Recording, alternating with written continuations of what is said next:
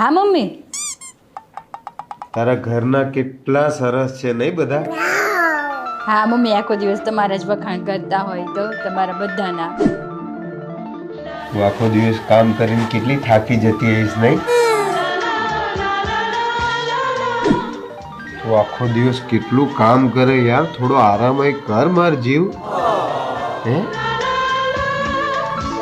તું કેટલી સુંદર લાગે હે, દિવસે ને દિવસે રૂપાળી થતી જશ તું તો. વાહ, તું કેટલી પાતળી થઈ ગઈ છે યાર. તું થોડું તારું ધ્યાન રાખ, તબિયત સાચવવાની તારે યાર થોડી. હો તો આ હતા અમુક ગ્રહ શાંતિના મંત્રો.